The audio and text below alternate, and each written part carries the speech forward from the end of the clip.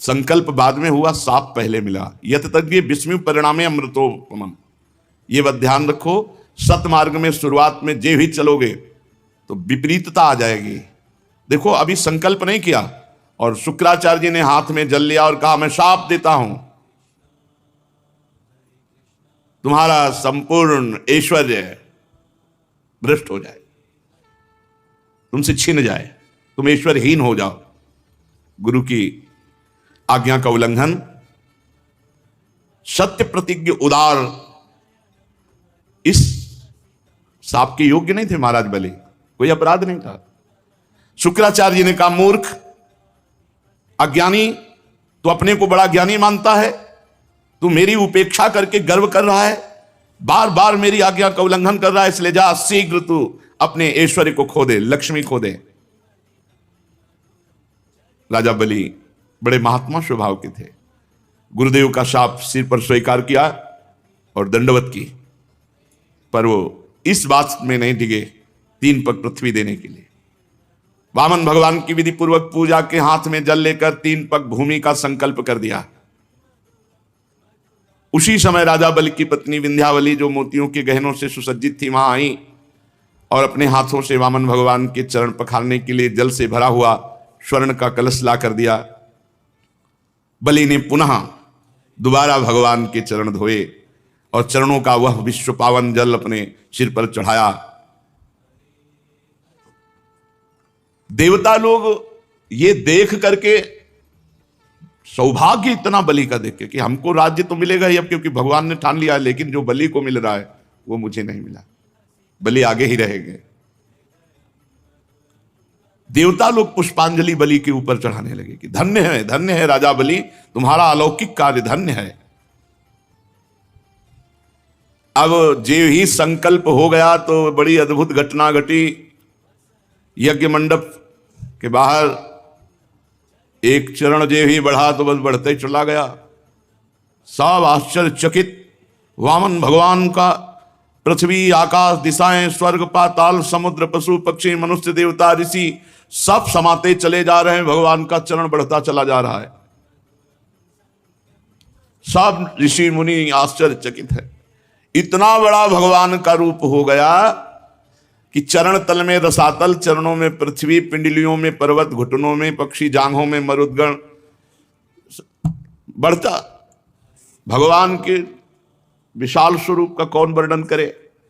सर्वात्मा भगवान संपूर्ण जगत को नाप लिया। भगवान का उसी समय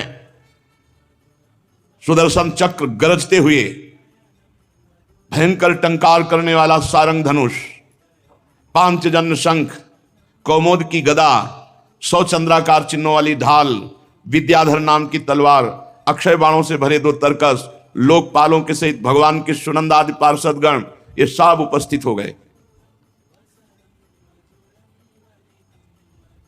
परीक्षित, भगवान का चरण कमल ये जब ब्रह्मलोक पहुंचा, यहां से बढ़ता हुआ ब्रह्मलोक, ब्रह्मा जी ने देखा, अरे ये तो श्री भगवान का श्री चरण है।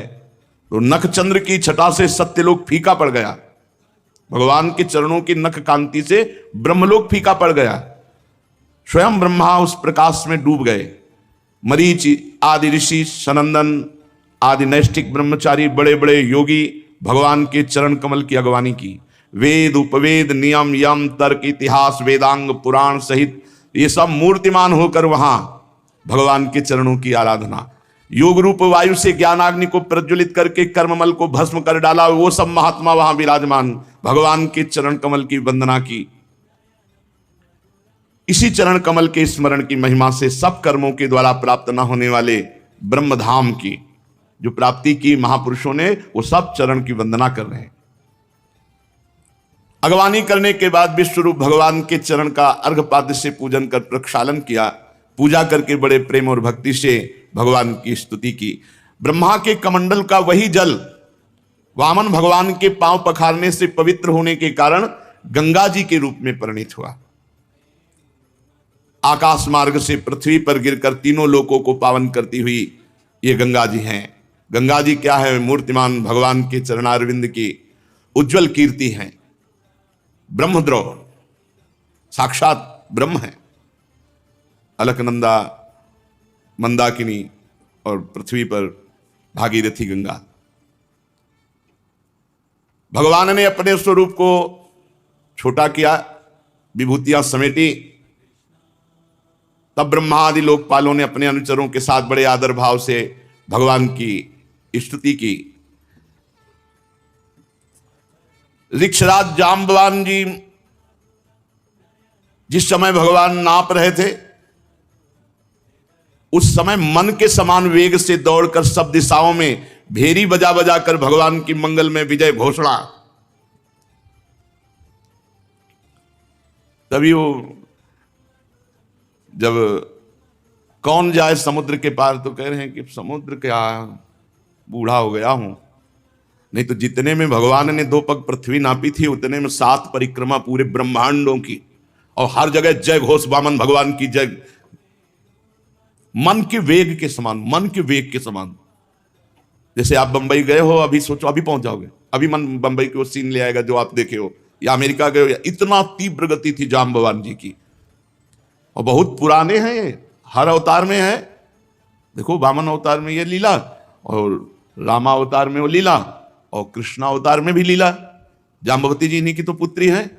और युद्ध भगवान श्री कृष्ण से बहुत दिन जो अंदर युद्ध चला, जब जाम्बवान रग रग दर्द करने लगी तो उन्होंने कहा ऐसा पिटाई करने वाला कोई हो नहीं सकता दूसरा स्वामी के सिवा, कि जो हमारे शरीर में पीड़ा पहुंच जाए। तब उन्होंने कहा प्रभु आप हमारे राम जी हो। तो श्याम जी ने दिखाया राम जी का रूप, तो कहा भेंट में कन्या स्वीकार करो, ये दहेज में सिमंतक मणि ले।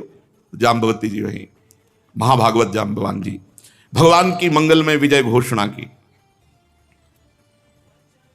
दैत्यों ने देखा, जो बड़े बड़े वीर थे, कि 3 पग पृथ्वी मांगने के बहाने तो सारा त्रिभुवन ले गए।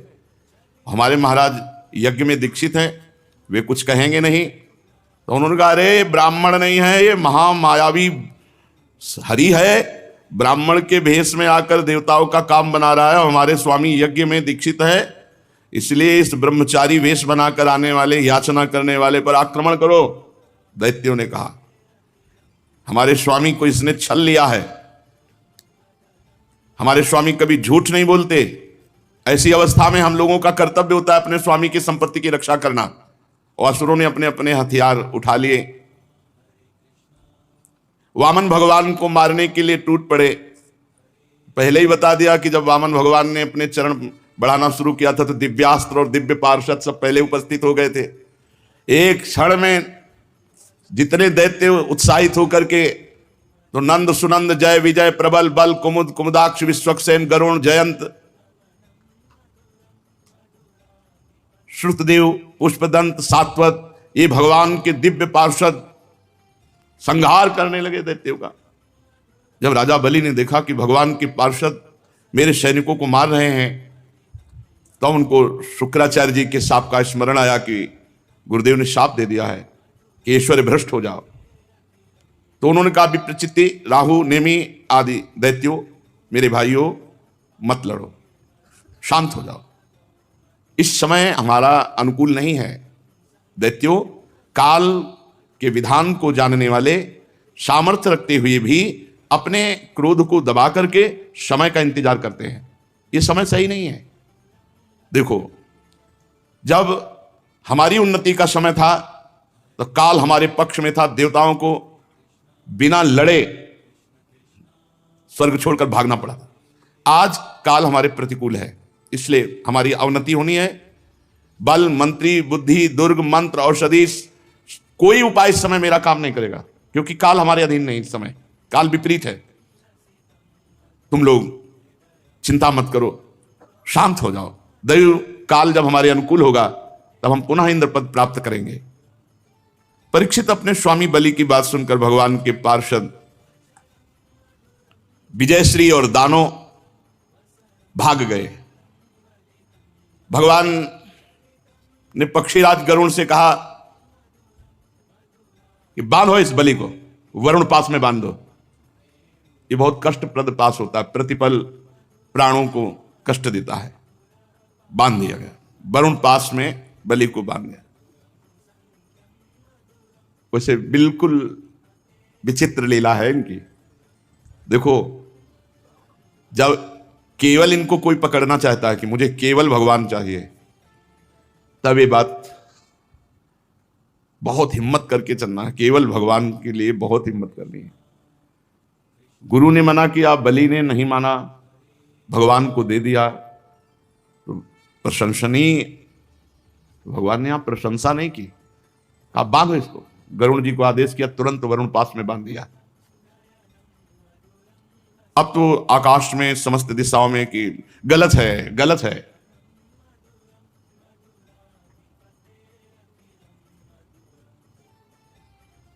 क्योंकि जिसने सर्वस्व अर्पित कर दिया, अब क्या है? अब यह अहंकार देखना है। ये देने का अहंकार है क्या? ये जगत गुरु हैं ऐसे। वरुण पास में बहुत कष्ट, सब संपत्ति छीन गई और लेने वाले कठोर व्यवहार दिखा रहे हैं। बांध दो, बांध दिया, जैसा विपक्ष में होता है। भगवान ने बलि से कहा, ए असुर, तुमने मुझसे कहा था कि 3 पग पृथ्वी, तो 2 पग में हमने समस्त ब्रह्मांडों को नाप लिया। बोल, अब तीसरा पग कहां से देगा? पूरा कर। जहां तक सूर्य की गर्मी पहुंचती, जहां तक नक्षत्र, चंद्रमा, किरणें, बादल बरसते, सब नप गया। तेरे देखते देखते मैंने पैर से भूलोक, आकाश, दिशाएं, स्वर्गलोक, महालोक, जनलोक, तपलोक, सत्यलोक सब नाप लिया। बोल, तीसरा पग अगर नहीं देगा तो तुझे नरक में डालूंगा।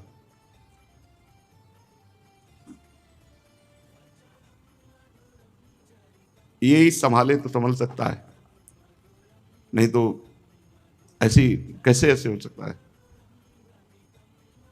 और गुरु तो तेरे प्रतिकूल हो ही गए हैं, शाप दे ही दिया है। अब अवश्य अवश्य तुम नरक जाओगे। जो दान देने की बात करके मुकर जाता है, धोखा देता है, उसके सारे पुण्य नष्ट हो जाते हैं, उसे नरक में गिरना पड़ता है। तुझे बड़ा घमंड था, मैं त्रिभुवनपति हूं, मैं बड़ा दानी हूं, मैं दूंगा, ऐसा कह के, और फिर दे नहीं पाया। अब तीसरा पग पूरा करने तुझे नरक भोगना पड़ेगा। महाराज बलि ने कहा, आराध्य देव, आपकी बड़ी पवित्र कीर्ति है, तो क्या आपने ये समझा कि मैं झूठ बोल रहा था कि तीसरा पग, 3 पग पृथ्वी नहीं दे पाऊंगा? ऐसा नहीं है, मैं आपको सत्य बोल रहा हूं और सत्य दिखाऊंगा। आप धोखे में नहीं हैं। 2 पग से हमारी संपत्ति नापी, अब तीसरा पग से मुझे नापो, क्योंकि मैं संपत्ति से अलग हूं, मैं संपत्तिवान था। अब अपना चरण मेरे माथे पे रखो, उसी वामन रूप में नापो मेरे को। 1 पग मैं हूं, क्योंकि भगवान वामन रूप में है। मैं झूठ नहीं बोला था, और यह भी नहीं कह रहे कि आपने छल किया है। आपकी पवित्र कीर्ति है। आप मेरी बात को असत्य समझते हैं, ऐसा नहीं, मैं उसे सत्य कर दिखाता हूं। आपको धोखे में नहीं डाला। आप कृपा करके तीसरे पग को मेरे मस्तक पर धार, और ये नरक में जाने का भय किसी और को दिखाओ, हमें नहीं। देखो, ये भक्त का हृदय होता है। आप मुस्कुरा रहे हो ना मुझे दुख भरे पास में बांध करके, मुझे कोई दुख नहीं इससे। आप ऐसा दिखा रहे हो ना कि मेरे पास अब फूटी कौड़ी भी नहीं बची है, गुरु भी विपरीत है, और आप भी मुझे दंड दे रहे हैं, इस पर मुझे बिल्कुल कोई भय नहीं है। मैं डरता हूं तो केवल इस बात से कि मुझसे कोई त्रुटि ना हो जाए, अपराध ना बन जाए। अपने पूजनीय गुरुजनों के द्वारा जो दंड दिया जाता है वो तो पावन करने वाला होता है, और मैं ऐसा दंड चाहता हूं, क्योंकि ऐसा दंड ना माता पिता भाई बंधु नहीं दे सकते, वो तो गुरुजन ही दे सकते हैं। प्रभु, आप छिपे रूप से अवश्य ही हमें श्रेष्ठ शिक्षा दी है। आप हमारे परम गुरु हैं। जब कोई धन से मतवाला होता है, बल से मतवाला होता है, अहंकार से मत वाला होता है तो आप उसे ठीक करते हैं, उसको ज्ञान नेत्र प्रदान करते हैं, उसके अहंकार का नाश करके। ये परम उपकार है नाथ। मैं कैसे बताऊं कि आप कितना उपकार हमारे ऊपर किए। अनन्य भाव से योग करने वाले योगीगण जो सिद्धि प्राप्त नहीं कर पाए, वो सिद्धि मुझे प्राप्त हुई। मुझे ये धमकी मत दो कि नरक, ऐसी महिमा आपकी, ऐसी लीला आपकी, वो आप मुझे दंड दे रहे हैं, वरुण पास से बांध रहे हैं। प्रभु, इसमें ना मुझे कोई लज्जा है, ना मुझे कोई व्यथा है, ना मुझे कोई दुख है। फिर कहता हूं मैं प्रहलाद जी का पौत्र हूं।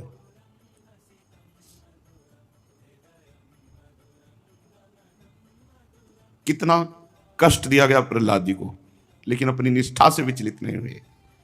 यही है भक्ति का स्वरूप, यही है कि स्वयं हम जिसकी भक्ति कर रहे हैं वही हमारे विपरीत अगर लीला करने लगे तो भी हमें उनको नहीं छोड़ना। ये बड़ी परिपक्व अवस्था भक्ति की होनी चाहिए।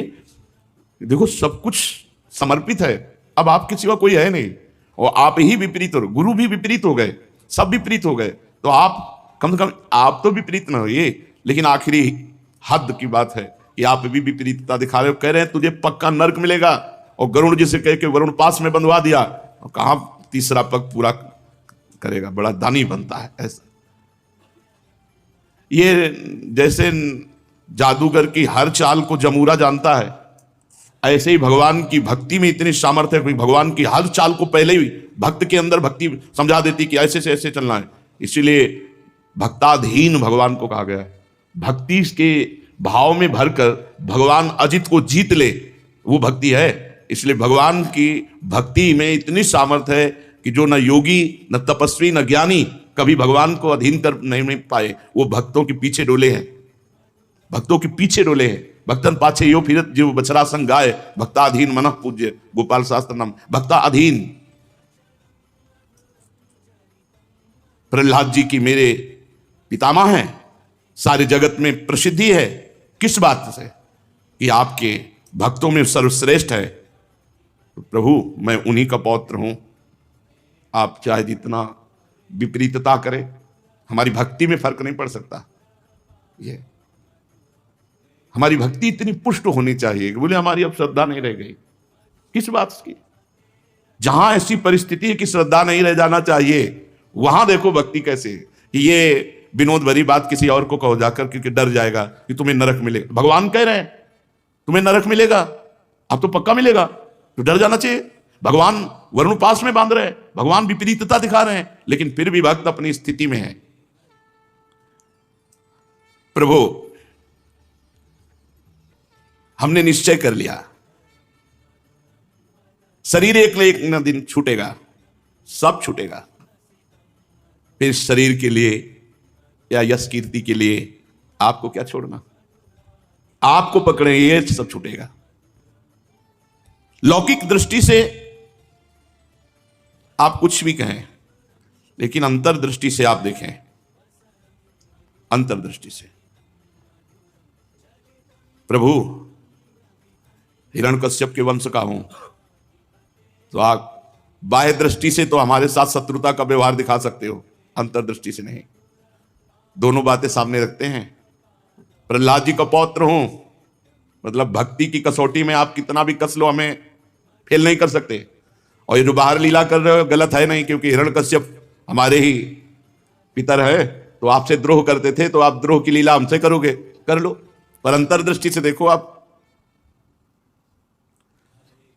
बलि ऐसा बोल ही रहे थे, मुख में भगवान नाम, आंखों में अश्रु, प्रहलाद जी पधारे। राजा बलि ने देखा कि मेरे पितामह बड़े तेज संपन्न और मुस्कुरा रहे हैं, कमल के समान कोमल नेत्रों से अश्रुबिंदु टपक रहे हैं। वरुण पास में बलि बंधे हुए, इसलिए जैसा प्रहलाद जी के आने पर आदर करते थे वैसा नहीं कर पाए, केवल नेत्रों से।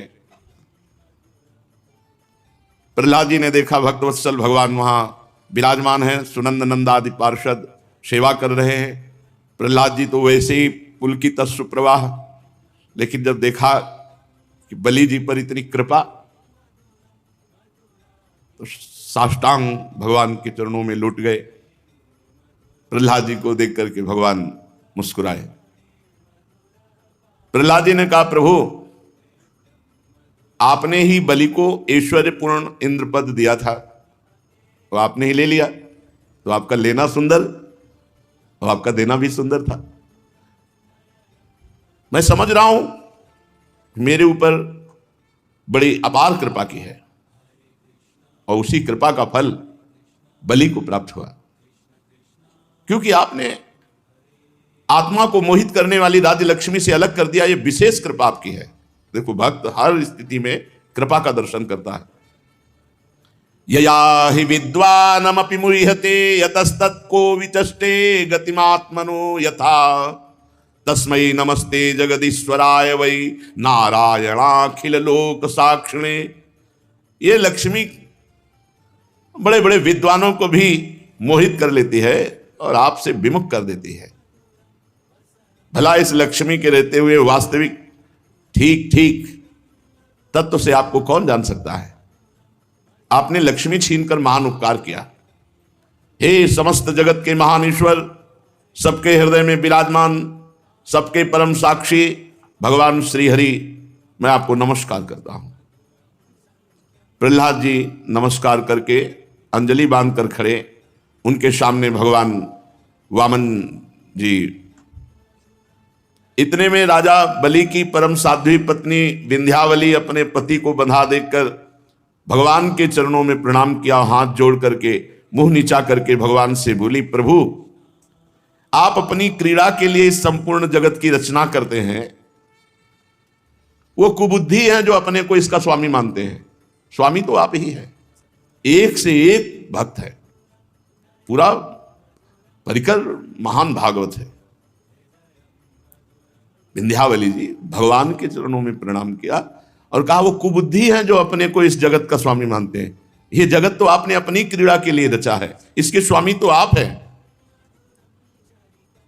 जब आप ही इसके करता है, भरता है, संघरता है, तब आपकी माया से मोहित होकर अपने को झूठ मूठ स्वामी मानने वाला निर्लज्ज आपको क्या अर्पण करेगा, क्योंकि आप ही स्वामी इसके।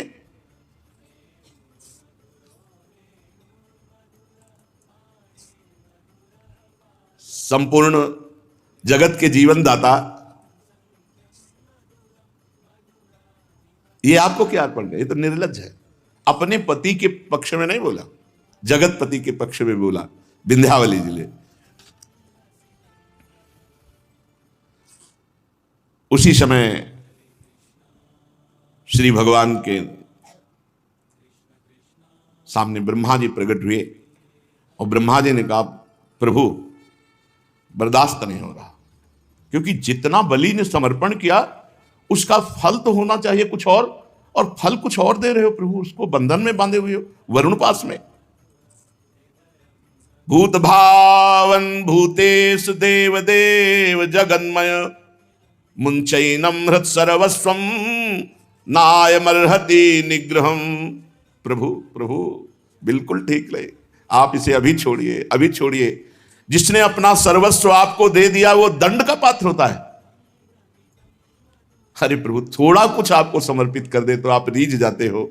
इसने तो सर्वस्व समर्पित कर दिया, अपनी आत्मा को समर्पित कर दिया, और ऐसा करते समय इसकी बुद्धि स्थिर रही। आप खुद देख रहे हैं, ये धैर्य से च्युत नहीं हुआ। प्रभु, जो मनुष्य सच्चे हृदय से एक अंजुलि जल चढ़ा दे, एक दूब चढ़ा दे, दूर्वा दल चढ़ा दे, तो उसको उत्तम गति प्राप्त होती है। और बलि को बंधन, सर्वस्व दे दिया, बंधन, त्रिलोकी का दान करने वाला, ऐसे दुख को कैसे प्राप्त हो सकता है? प्रभु प्रभु बस।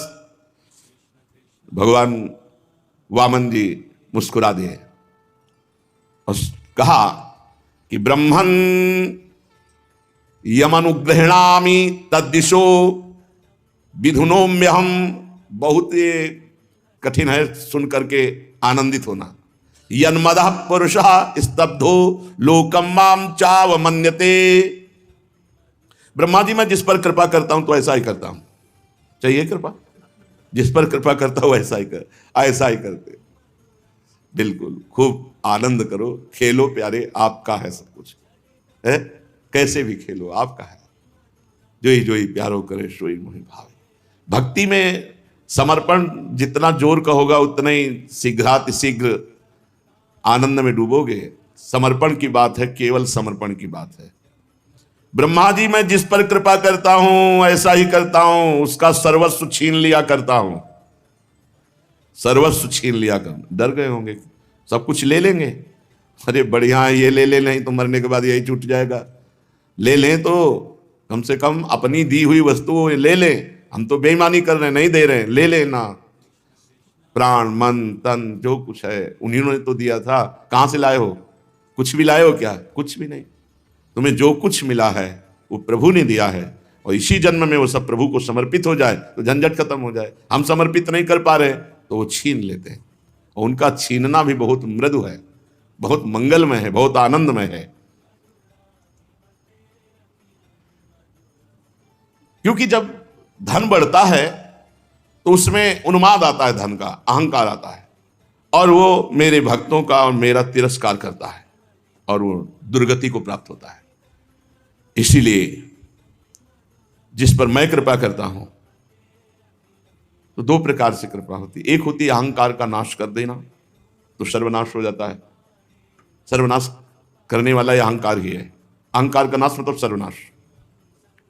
ये मरा, सब ठीक हो गया। अब अगर देखा कि अहंकार ऐसे नष्ट नहीं होगा तो फिर जिसका अहंकार है वो सब हटा देते हैं। ये कृपा करते हैं, विशुद्ध कृपा करते हैं, और ये जल्दी कृपा नहीं करते, ऐसी किसी विशेष महान भागवत पर कृपा करते हैं। प्रार्थना करना चाहिए कि प्रभु हमारा भी नंबर इस कृपा में लगा।